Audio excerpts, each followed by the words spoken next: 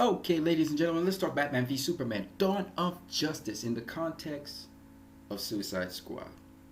Now, it's clear to us that the critics who actually critically review these movies from the DCEU, they clearly do not like these movies. And we are pretty sure of that because of the trend that is actually happening. The consensus by the critics is that they do not like DCEU movies and that they're going to continually bash them and probably destroy them if they can critically. That's the consensus we're getting from these critics. But there's just a huge divide, and it's getting huger between the critics and the audience, and I'll show you what I mean. Let's start off with the first movie that is the start of the DCEU, Man of Steel. Man of Steel got a Rotten Tomato score of 55%. That 55 or less than 60% is generally where the popcorn spills for the audience, as you will see. And the critics basically said that Man of Steel was a bad film. It was not a good film. It was not a well-made film. So it got a Rotten Tomato score of 55%. But there was always a divide between the critics and the audience. As you can see, the audience liked it and gave it a 75% score. So the popcorn stays up. It's a good movie to go watch.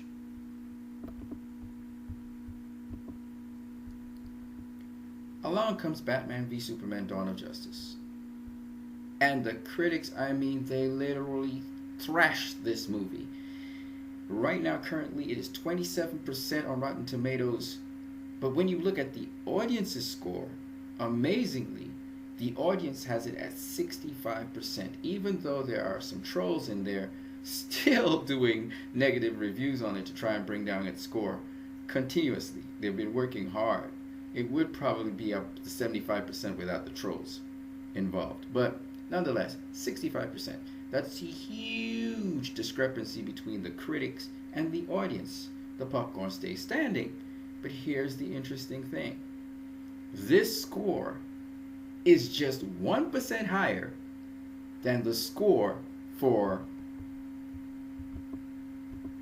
Green Lantern. Believe it or not, Green Lantern got a 26% by the critics. They hated that film as well, which was going to be the start of the DCEU. But it so happened that the audience also hated that film. But there was still a dichotomy between the audience and the critics. Now, it really is a sad thing when films such as Ghostbusters, which you can see the audience didn't like the film because the popcorn spilled, but the critics loved it. They literally loved this film and gave it a 73% rating. It's sad when a film like Ghostbusters is being rated by critics higher than a much superior film such as Batman v Superman. There's something very wrong with that. And when Batman v Superman can be lumped into the same category as a definitely faulty, bad film like Green Lantern, you gotta wonder what's going on there. Well, guess what? Suicide Squad is the newest DCEU released film, and before this film has even been rated by the audience, it's already had a score on par with Batman v Superman. 27%. So we know the critics are going to bash this film into infinity. It's going to go below what Batman v Superman has been reviewed and rated on Rotten Tomatoes as. So the trend, generally speaking, irregardless of whether the film is good or not, or it's a solid film, these films are going to continue to be bashed by critics. And the reasoning behind it is somewhat befuddling to me, because when you look at these films, even when you look at BVS and you look at Suicide Squad, these two films have done things that other films in the genre have done. The mistakes that have been made in those films are mistakes that other films in the genre have made, including Universal, Fox, Marvel, and Disney Marvel. In fact, I can argue that Civil War was a ripoff of Batman v Superman. And in fact, a poorly done ripoff of Batman v Superman because the story wasn't very substantive at all. But here's the more interesting thing. While we are looking at the critic's perspective here, we already are getting early reviews from the audience. And when we analyze the critical analysis and the audience's analysis, we get, again, completely two different pictures. And you have to ask yourself, are these critics properly analyzing these films? Or are they being extremely hard on these films and overly critical? Or is it that they just don't realize these films are based on some literature, like the comics? They're more closely knit to the comics, they're more closely associated with them. And so while the general audience receives them, the unconventional way of putting forth the information in movie making is probably having the critics judge them unfairly. Or maybe it is that the critics think of Marvel as the standard in the industry and everything must be according to that standard. It's really interesting that these directors, Zack Snyder and now David Ayer, they're both revolutionary directors because they're doing things that no one in the genre has ever done before. And this can be attributed to the fact that even the brothers who produced and directed Civil War, they actually had a copy of Batman v Superman. Having two superheroes fight each other was never seen ever before on screen. And now we have these villains fighting villains. So we had heroes fighting heroes in Batman v Superman. Now we have villains fighting villains. So these are very new concepts to the movie making screen, the theatrical experience. And they're therefore cutting edge, and they're doing things that hasn't been done before. Before Deadpool came out, the first rated R comic book movie in Watchmen came out. And again, Zack Snyder pushed the boundaries on comic book movies, doing something that was never done before. So I have a feeling that because these guys are clearing the path and making the way and creating history and therefore developing a cult following, that the critics are not up to speed with that. They are thinking of certain formulaic ways of judging and seeing film, and they can't see it in the creative lens of a Snyder or a Ayer, or maybe even the director for Wonder Woman, who may do some very innovative things again and be criticized for it. But I do believe this group of directors, they're doing it their way. They're using the indie approach to things, and I really appreciate that they're blazing that trail, that fearless trail for other directors to follow, and taking some bashing for it from the critics, at least the industry side of things, but being admired and appreciated by a certain group of the audience. And then for the general audience who's not totally involved in filmmaking, they like that new flavor that's there because it brings some variety.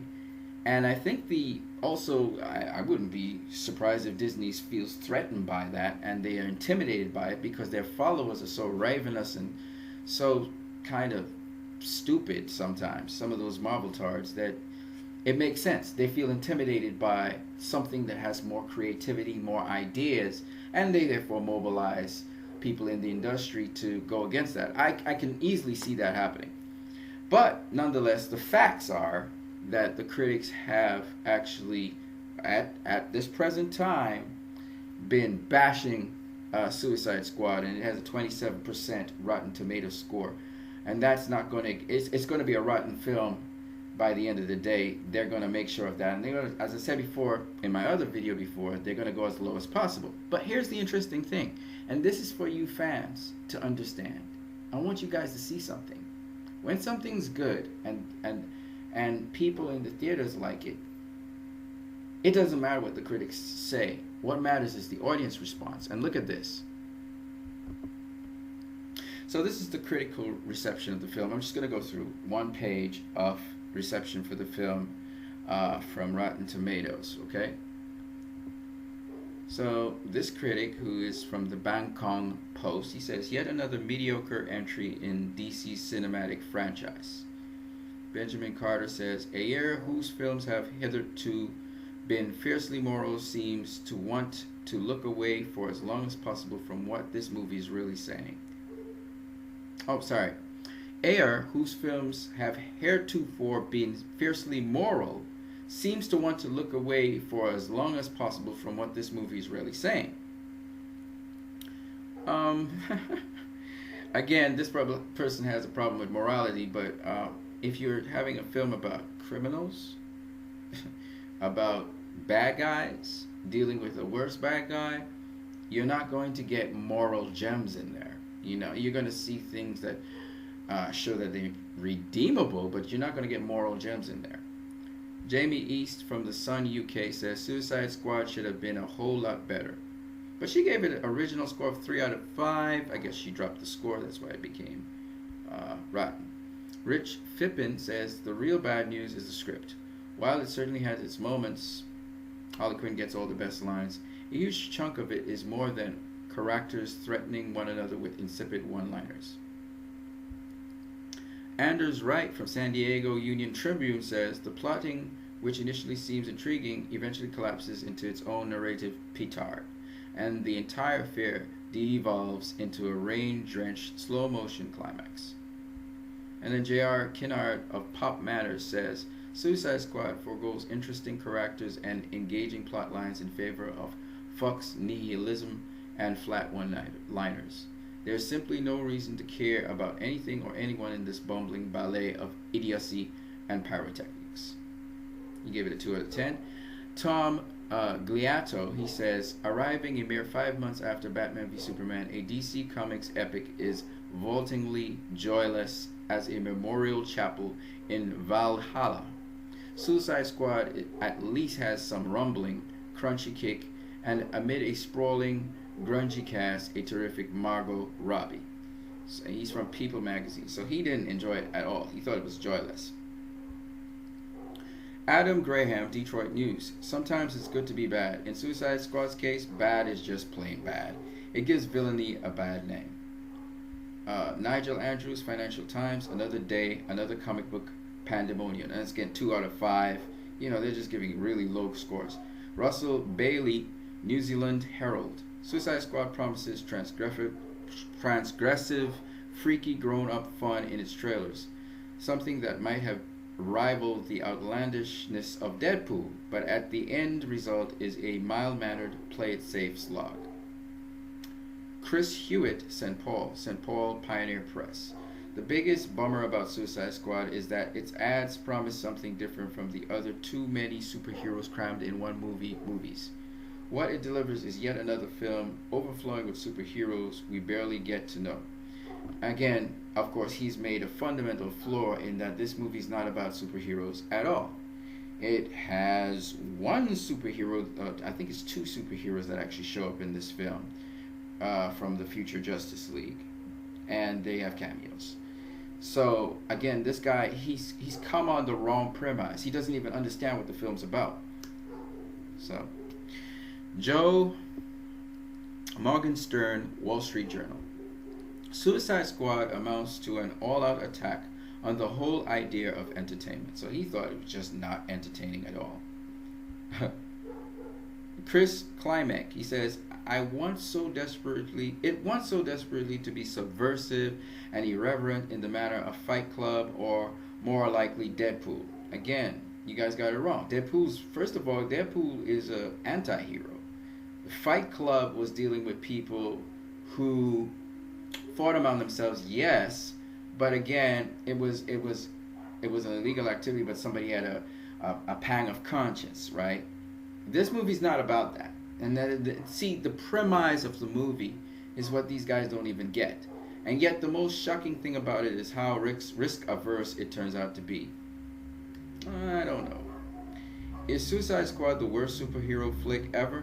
Not remotely. It starts with the style and laughs before descending into a mud pit of cliches and dull action. Worth seeing for Viola Davis's mighty Amanda Waller as the spin-off I now want most. This is Diva Velez. It's a woman, of course. TheDivaReview.com. Annie Ellingson. A giant dumpster fire of perplexing plotting, erratic pacing, racial stereotypes, and a problematic male gaze. LA Biz. I don't know why she went and watched this movie. But, free, I guess free viewing. Jason Gorber, Dork Shelf. There are those who will hate this film beyond reason, and those who will love it beyond fact. The truth lies somewhere in the middle, as we've got something that feels more squandered than anything. And he gave it a C+, so I don't even know why he's got a ripe tomato on that. I guess they register C+ as a ripe tomato. But he's not saying anything good. Roger Dennis. Some killer performances rise above an anemic and predictable story in this DC's Comics anti-hero film. It's not an anti-hero film. It's a villain film. Bob Bloom, Journal and Courier, Lafayette, Indiana. And again, it's interesting. I don't think people understand what a hero is, what an anti-hero is, and what a bad guy or a villain is. These guys, you're going to see them as villains in other movies. These are not anti-heroes. There's a difference between an anti-hero and a villain, by the way. So, anyway, have it as you may. Bob Bloom. It lacks that in-your-face presence that dares the audience to embrace it. It's a film that should say, take me or leave me. I don't give a damn. I gave it a 1.5 out of 4. And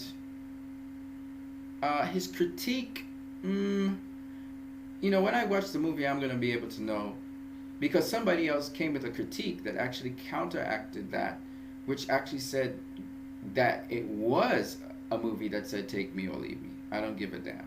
But apparently, I don't know. I don't know how he's thinking. I don't know his train of thought. I have to actually see the movie to understand. Alex Donald. This is Trespass. Suicide Squad is a movie that contains moments of legitimate entertainment value that far outweigh any of its shortcomings. Okay? Amy Nicholson, MTV. The closest Suicide Squad comes to the masterworks of Christopher Nolan is that, like Memento, it suffers from instant amnesia. Now, I don't know why she's comparing Suicide Squad to something that Christopher Nolan did, unless she has a Nolan bias. And you can't come into a film with a bias. If you're going to come into the film looking for a Dark Knight trilogy, you're not going to get that. And Suicide Squad has never been that kind of movie. For those people who have ever seen Assault on Arkham, it's a comical interplay between bad guys. That's the only way you can really connect bad guys together. You have to use humor because everything they do is atrocious. Everything they do is evil, but they have to focus now on the agenda at hand because you got somebody better than them who's telling them to go do this. Anyway, that is the critics' line of view. Now I want to show you the audience.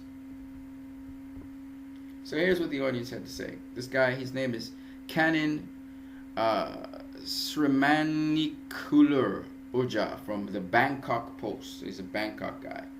Yet another mediocre entry into DC's cinematic franchise. This is how it starts off. No, this cannot be. These are critics again. What the hell? Sorry about that, guys. I'm going to the audience now. Alright. So a super reviewer, this guy's name is Daz. He wrote just way too much for my liking, but he gave it a 3.5 out of 5 stars, which is like a 7 out of 10, which means, and here it is. Suicide Squad doesn't deserve half the negative reception it has gotten over the past week. As far as DC cinematic universe goes, this film exceeds Man of Steel and BVS by a long shot, and its success lies directly in the fact that it refuses to take itself too seriously. What the film lacks in coherent or meaningful plot, it makes up for in fantastic character development, particularly Will Smith as Deadshot and Margot Robbie as Harley Quinn. Margot Robbie steals the show every time she's on screen and is easily the film's leading force. Sure, Suicide Squad isn't a masterpiece by any means, but it is undeniably gritty, entertaining expression of violence and nihilism. You can argue that this isn't what cinema or society needs right now, but Suicide Squad isn't meant to be a statement on political correctness or important social values. It's a riotous exploration of psychopathy, anarchy, and bloodshed. Take it at face value and enjoy the ride. Because they're villains, they're criminals. This guy got it perfectly. DAS, he's got it. And probably he has read a comic book or two. Jaja owns 538. Such a mess. Margot Robbie is the only redeeming thing about this movie. DC need to get their act together or I'm done seeing their stuff in the cinema.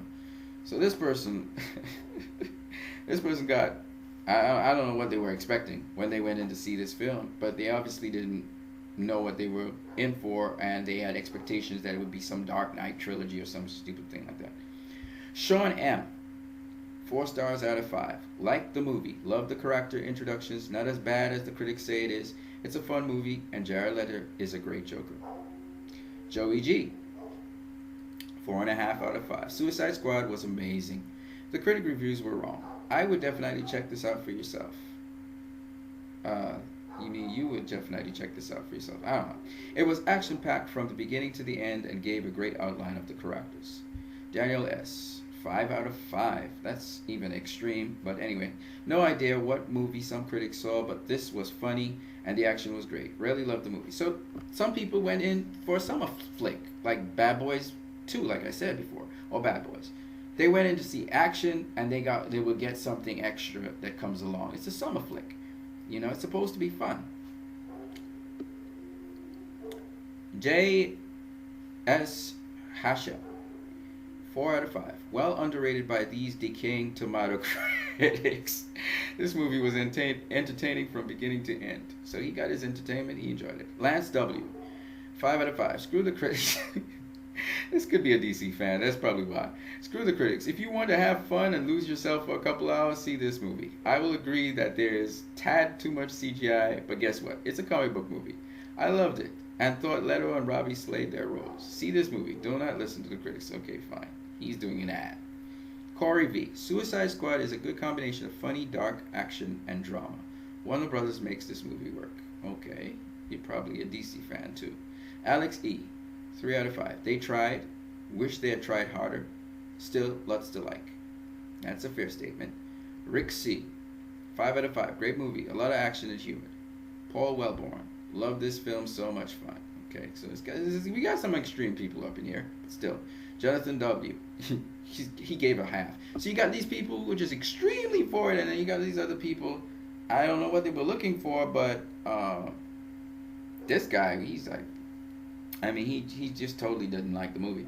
Really, I ain't excited for anything DC is bringing out for a company like Warner Brothers. They continue to not pull out all the stops. This was an incomplete film full of tired stand-up and disgusting CGI. So he totally didn't like the film. Laura W. It was so good, at least 80% of it. So she liked the film. Jared M. 3.5 out of 5. Good movie, just a little disappointing. So yeah, 7 out of 10, 3 out of 5. 3 out of 5. Cody S. Decent, but it could have been so much more. Better than the critics are suggesting. If you expect great things from Jared Leto as the Joker, you'll be disappointed. He comes off more Jim Carrey Riddler than anything. I don't know what to say about Cody S. I honestly don't know what he's talking about, because there's... I'm going to just leave that dude right where he stands, because there's no way Jared Leto was anything like the Riddler. No way. Anthony C. 4 stars out of 5. I'm going to disagree with the critics on this one. I really enjoyed this movie, and I gave it a 7 out of 10. Well, you gave it a 4 out of 5 there, buddy. So make up your mind. 7 or 8 out of 10. It even made me like Jai Courtney. Patrick Student Guy. 5 out of 5. The plot was simple. Bad guys being good. Save the world. Action, comedy, romance. I liked it. Regardless of the critic reviews, it was better and much lighter than Batman v Superman. So he liked it better than Batman v Superman. Chris C. 5 out of 5. All the people who are giving this movie a bad rating are people who haven't probably seen the movie yet and just want to put bad reviews into the heads of people so they go into the movie with negative thoughts. Okay, so you're going to counteract them by giving it 5 out of 5? Come on, dude. James C. So, as usual, don't pay attention to the critics. I personally thought it was amazing. In fact, I'm thinking about going to see it again tomorrow. Am I biased? Maybe. I'm a huge fan of Harley Quinn, and I think that Margot Robbie is a killer opposite Jared Leto. So, as usual, don't listen to the critics. Form your own opinion. Okay, this person is a Harley Quinn fan, so you really can't take him seriously. But Jim, which gave it 3 out of 10. 27%. Wow, really? Yeah, that's bullshit. As a comic book guy, I enjoyed the film. It was lighter and more fun. I think DC's on the right track, but I gotta say, Rotten Tomatoes has got something against DC films because this is the second film in a row that scored so low. BVS, Suicide Squad aren't meant to be Oscar-worthy films. I know they weren't perfect, but in no way, shape, or form they were movies that were that bad. And he's right. So again, this is just the audience. The audience, we got now how many reviews from the audience we got? We got 63 pages worth of reviews. I don't even know how many reviews are in already, but it's 63 pages of reviews. Okay, for the critics, we got 9 pages of reviews. Okay, 9 pages of reviews. But we got 63 pages of that stuff, so you can go through all 63 if you want. But you can see the general audience again finds Batman v Superman and also found Suicide Squad to be cool movies, awesome experience, a good experience, right? I don't think people are going to remember Suicide Squad. It's kind of like a Captain America Civil War kind of film or Winter Soldier kind of film in that. What I mean by that is Captain America Civil War was kind of gritty, a little bit gritty. It wasn't too gritty. This film is probably a lot more gritty than that, but it's not a film you're going to remember. You know, Captain America Civil War, I watched it once, and I was cool. I'm probably going to watch Suicide Squad once. I'm not going to watch it again, because it reminds me in that respect of a Marvel film. Like, I remember watching Guardians of the Galaxy once. I've never watched Guardians of the Galaxy after that. And to me, it's not a memorable film, because I'm a deep person, you know. But was it fun? Yeah, it was fun. I mean, of course, you know. I mean, a talking raccoon. Come on, guys. and a tree that goes grout or some kind of thing like that. I can't remember what it used to go. But I remember the movie. You know what I mean? And I think Suicide Squad is going to be that kind of thing. But you're going to see the characters later on in other follow-up DC movies. You might even see them in Justice League. You never know. But the point is that this was an introduction to them, sort of like. And some of them made it to the final end, and some of them didn't. And I think that's awesome. You know what I mean? So, guys, I'm just showing you the difference between the audience's perspective of this film, and you got a couple of DC fanboys in the audience, but for the most part, the audience actually liked the film. There are 1 or 2 people, I think they went in there thinking it was going to be edgy, deep, and dark, like Christopher Nolan's movies. And I told you guys, I even told some guys on YouTube when I went and watched the first Comic-Con trailer for Suicide Squad that came out in Comic-Con, and people were saying, oh, the movie's going to be like this, dark and gritty, and I don't know why they changed up the... No, David Ayer from the get-go had it comical. He had a comical movie in the workings. It was always going to have... You have to have... All Suicide Squad movies have always been with a certain degree of levity. You have to have it because the things that the squad go through and what they do and the stakes at hand...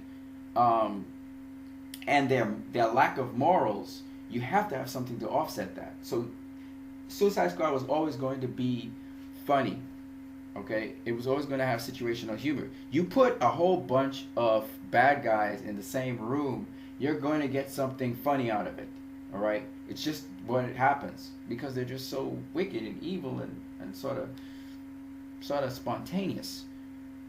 So anyway, I thought that I would show you guys the difference between the audience's response and the critics' response. And why I'm saying this, some of the audience do agree with the critics, but it's not the majority of people. And what I'm saying to you guys is we saw this pattern with BVS. We even saw this pattern with X-Men Apocalypse. Again, the audience for which the movie was made, they tended to like the movie quite a lot more than the critics who came in to assess it and so on. And I was talking to a critic just recently, and the approach that critics have is that they're coming in to see a great performance. They're not going in to enjoy the film first and foremost. Their enjoyment of a film is if they see great performances. They're looking like for Academy Award-winning stuff and all that kind of stuff. So when they don't see it in a film that's been hyped up a lot by the media or through media, they have a tendency to get salty and just trash the film and look for all the errors in it. And Suicide Squad's, in terms of its, Well, people say it kind of emulates Guardian of the Galaxy or Marvel. Yeah, that's what basically that film is kind of doing. It's not a Guardians of a Galaxy film, but in terms of the approach of investing into characters, that's what it is. And you're going to care about these characters more and more the more you see them, because that's what was poured into this film. A lot of characters about the characters. You have to be able to become attached to bad guys. You have to have some kind of feeling for bad guys. So I'm pretty sure this film achieved that, because a lot of people talk about Deadshot and Harley Quinn a lot, and even the Joker. I've been hearing about Deadshot, Harley Quinn, the Joker, Captain Boomerang, and Diablo. I'm hearing these names. That's 5 of the cast of 6 in the Suicide Squad. Okay, we still got Slipknot, and then I don't know if she's in Suicide Squad or not, Enchantress, right?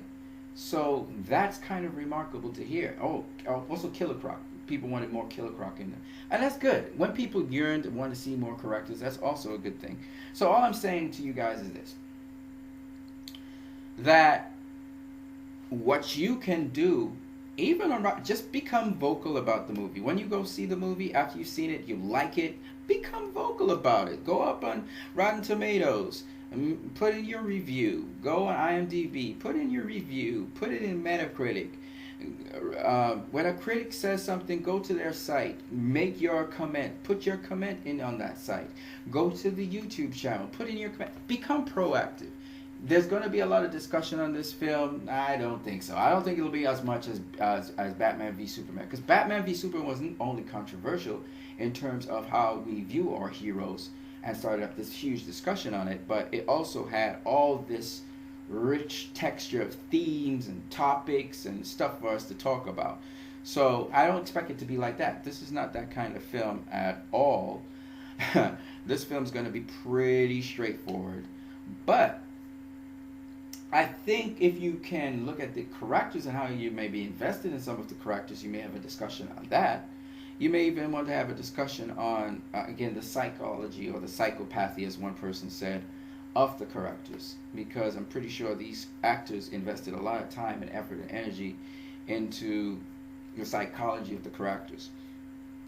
So I thought that I would put out this video tonight at 10:51 p.m. before I go to sleep, because I need to get some rest.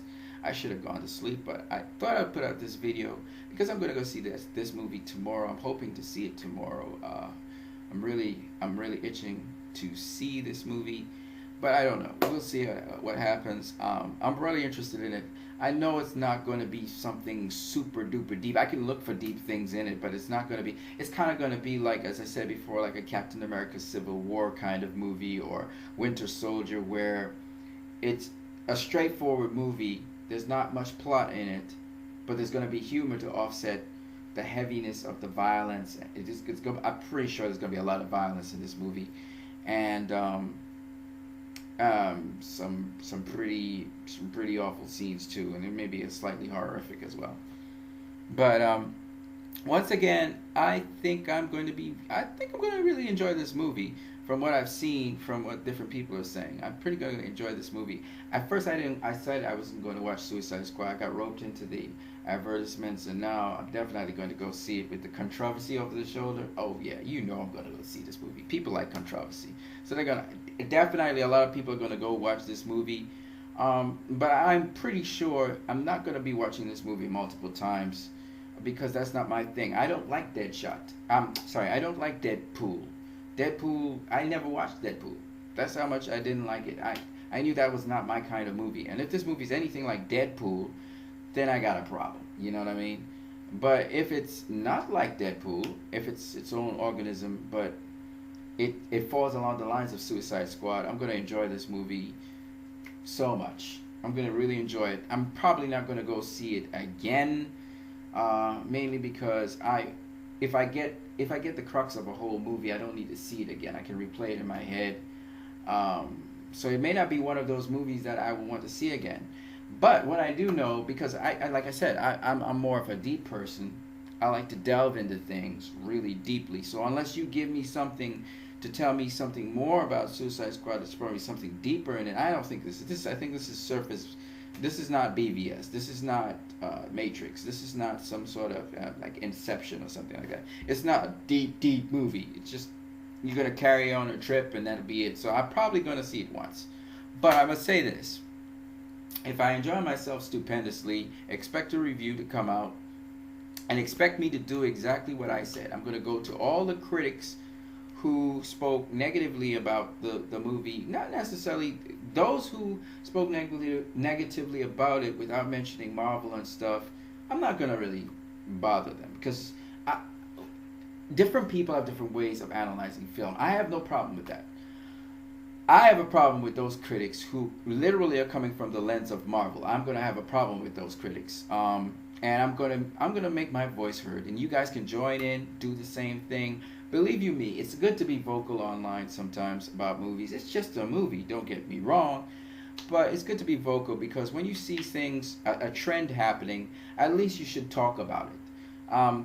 The fans and the audience know that first of all, Man of Steel was no Transformers movie. Batman v Superman was no Transformers movie. Everybody knows this. But Suicide Squad is probably not going to be a Transformers movie in that the characters are going to have more depth and stuff like that. But I can see the trend that the critics did to try and kill Transformers. I can see the same idea translating to them trying to kill off the DCEU this way.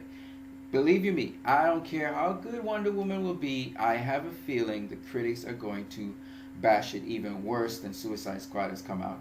Because there's an agenda underfoot, I think, in my opinion, to try to destroy the DCEU, and I don't think it's going to happen. I don't think the DCEU is ever going to be destroyed. So that if the critics want to trash it on Rotten Tomatoes or whatever, be my guest. You can trash all the movies as much as you would like.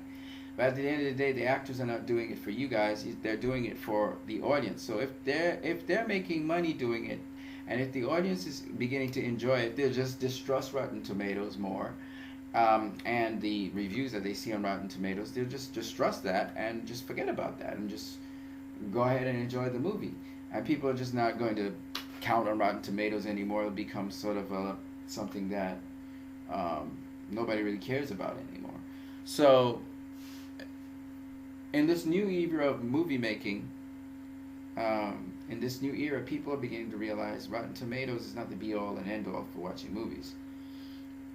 And more importantly, which is something that I'm happy about, I hope that the fans become as vocal as possible about how they like this movie and how they enjoyed it. And don't worry about people attacking you and all of that. Just make it known that you enjoyed it. Now, why do fans need to be vocal about these things? So I've said, this video is pretty long, but still. Fans need to be vocal about certain things. That's if you like it. If you hated it, be vocal too. Well, nobody's stopping you. But why you need to be vocal and more involved in movie making is because that's what gives the studios, that's what gives the reviewers, even the critics, a guide as to a feel for what's really going on out there. Because sometimes the critics are out of touch with what is really vibing with an audience. Whereas the directors and the producers, they kind of know from the feedback of the fans what kind of movie they want. Remember, Batman v Superman was driven by the fans. Fans wanted that movie. So similarly, the same way, if the fans are driving and they see Suicide Squad and they like Suicide Squad, and you as fans, you really are very vocal about it, you really loved it, and you tell everybody you love the film, it doesn't matter what everybody else says. It doesn't really matter. Then we have a strong, what Warner Brothers and DC will have is a strong core base. You have a strong core base of 3 million, 4 million, 5 million fans worldwide who want to see this movie, and they put up $40. That's not bad. Now, if you have a strong core base of, 20 million, 30 million, 40 million fans, that's a whole other, kettle of fish, because that gets you almost to the $1 billion mark. So you have to understand that's what DC and Warner Brothers are counting on. The real fans, not the phony fans. Not the phony fans I see who say, oh, I hated that movie. No. I'm talking about people who actually read the comic books, understand what DC is doing here, and Warner Brothers, and really appreciate them for that. Not those Looney Tunes who say they're fans, but they're not fans. They don't know, they have never gone to Comic Con. They have never read a comic book. Or even if they have, they've read one or two, but they never understood the comic books. Like, I know I'm going off on a pretty long rant, but bear with me here. Sometimes people talk about Batman hasn't killed and Batman doesn't kill. Yeah, okay. Batman has a rule that he generally doesn't use guns. It's so in BVS, he used guns on the Batmobile. He used guns on the Batplane, aka Batwing. But for the most part, he does not carry guns on this person, right? Except when in the apocalyptic vision, we saw him, he was packing a handgun, right? Which remind me of the throwback Batman, the very earliest dealings of Batman. And Zack Snyder pulled from different eras of Batman, the golden era, etc., etc. But yeah, okay, he has those things. He talks about Batman doesn't want to kill people, right? Batman's not a guy who's just gonna look at you and be like, I'm happy to kill you, okay? So that's where the Michael Keaton Batman went a little bit, left wing. However, does Batman kill people? Absolutely. You go through the comics, you see that. What is the essence of the Batman? The essence of the Batman is to bring terror upon the hearts of criminals in the form of a bat. Why? Because Batman, oh my God, no, not in my video, God damn it. Stupid thing. I'm leaving this in. Get the hell off my screen. Dang it. Man, this is a long video. You guys are going to have to forgive me because I'm going all the way with this. But anyway, yeah. Batman wants criminals to be so afraid that they won't commit crime. That's the whole point behind the Batman. He wants you to be so scared that you will not commit crime, or you will think twice to commit crime. That's all the Batman symbolizes. That's what that bat symbolizes. And if you have committed a crime, Batman's going to catch you, and he's going to make sure justice is served. He's not going to kill you when he catches you. But he'll beat you up, though. He'll beat you up bad, and that's illegal. Just letting you know, it's against the law to brutalize a human being. It's called excessive assault, and if you're a civilian, you're not supposed to do that. So you have to understand, that's who Batman is.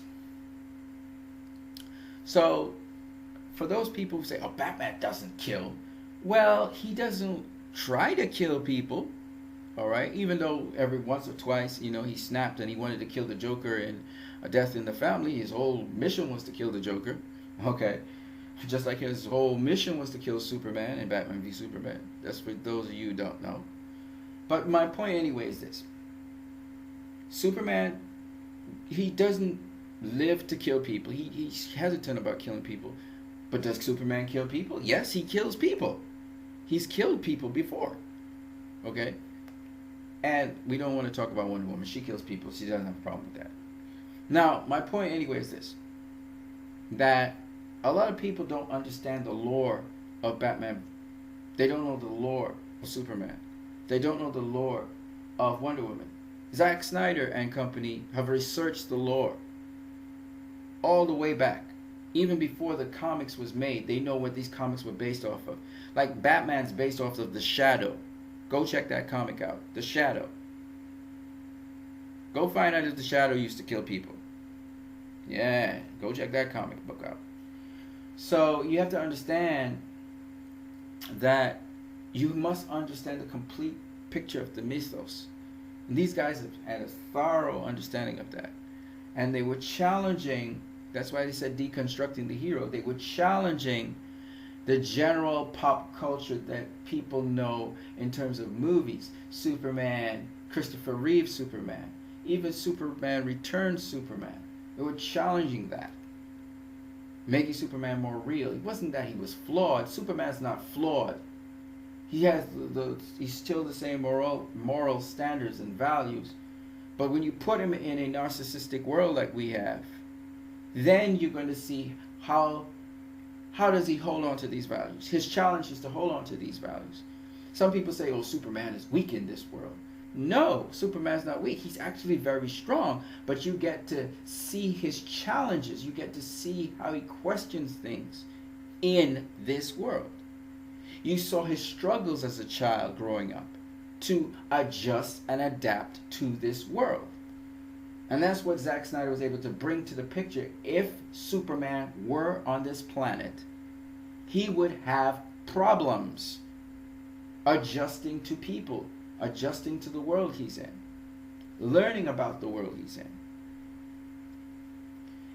You take Christopher Reeve's Superman, and you put Christopher Reeve's Superman into the world, our world today, and he'd have the same problems.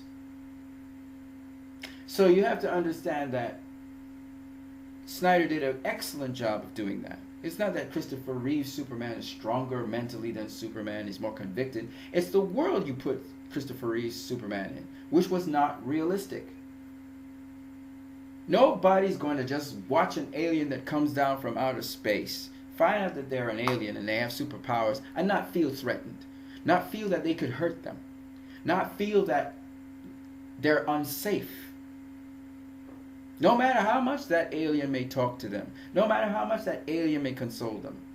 I've heard people talking about Muslims, and I heard people online saying that Muslims, no matter what they say or do or how nice they may be, are good. They need to be annihilated. That's a mindset in this world. That's really how this world is. That's why that Superman, that Christopher Reeve's Superman, that people all like to go back, the people who grew up with him, like to go back in and feel nostalgic about. That Superman's not real. That Superman's not relatable because of the world he's in. So he gets to kill General Zod. He gets to kill his henchman and Ursula and fly off into the sunset with the lady reporter. That's unrealistic. He committed murder. That's what you guys should say. I mean, he straight up just killed. He had no reason. He stripped Zod of his powers. There was no reason to kill him, and he just straight up killed Zod. Grabbed him, threw him down a shaft. Okay? If people are crying out for Henry Cavill's Superman snapping Zod's neck when he had no other choice, guess what they would do if Christopher Reeves was to do that in today's world? And so it's interesting to me that people talk about, this world building stuff and the DCEU, it's Warner Brothers isn't doing a good job or whatever.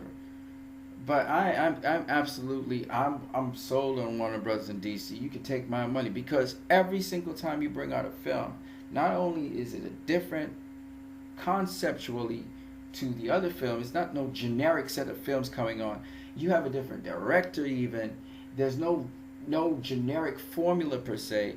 It's based on different things, so I know there's going to be a different level of creativity, but also the realism. There's always realism in DC films. That's what I like about it. Batman and Robin was oh my gosh, don't even talk about Batman and Robin.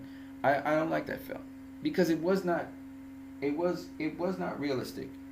It was everything that's just ridiculous. It was a ridiculous film in my opinion. Because I'm a grown man. I like realism, right? So that's the other reason why I didn't like Thor. I didn't like it. I don't like any of the Thor movies. None of them. I think the one I actually relate to most was when he came to Earth. I think that was the first one.